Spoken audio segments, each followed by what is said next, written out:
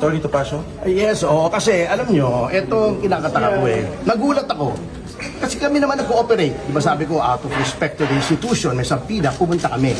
Ang gusto po nilang gawin, ibukod ng isa-isa sa kanya-kanyang mga kwarto ang bawat isang subject ng sampina at talungin.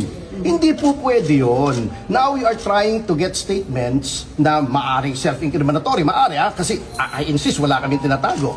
Oh, that papasok na yung right to remain silent dyan. Kasi, with respect to the Marines, ayoko naman pangunahan si Atty. Baligot. Pero yung sinasabi nila, with all due respect to our NBI friends, na hindi daw custodial interrogation yon, titignan daw nila yung credibility. Eh kung sabihin nila hindi credible, is that not a crime of perjury na sasabihin nila? Oh, di ba? Kaya very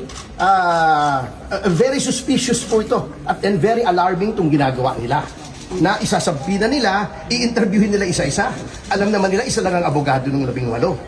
Sabi ko nga sa kanila, ano bang partisipasyon ng aking kliyente? He was not mentioned in the subpoena. Oh, hindi naman siya inireklamo.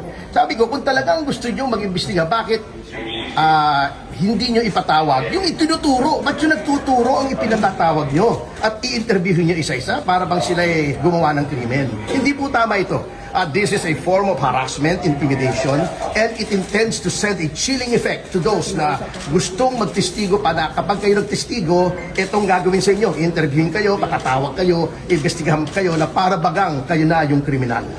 Ang assertion ko kanina, ang sinasabi ko sa kanila, of course, no, sinasabi nga namin yung NBI ay isang respetadong institusyon at kami nananalig sa NBI. Pero ang tanong ko, kung ini-establish lang yung identity ng mga tao, de-establish nila. Kasi kung tatanungin nila yung mga tao, sabi nila kasi hindi, may karapatan kaming imbestigahan yung iba pang labas doon sa deputization.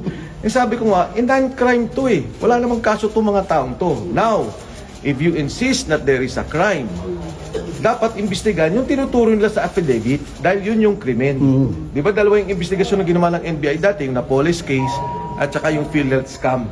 So if that is the case, ipatawag nila yung tinuturo. Attorney Topacio also insisted on that. Sabi mo nga, kung magsasabi kayo ng tama at oo, na ipapatawag nyo si Sandro Marcos, ipapatawag nyo si Speaker Martin Romualdez, ipapatawag nyo si Pangulong Bongbong Marcos na nabanggit dun sa affidavit, yan, papayag kami sa totohanan at kabuwang investigasyon. Pero kung iimbestigahan yung mga tao na nagsalita, anong krimen doon? Anong krimen ang nagawa nila? At anong krimen para imbestigahan ng NBI?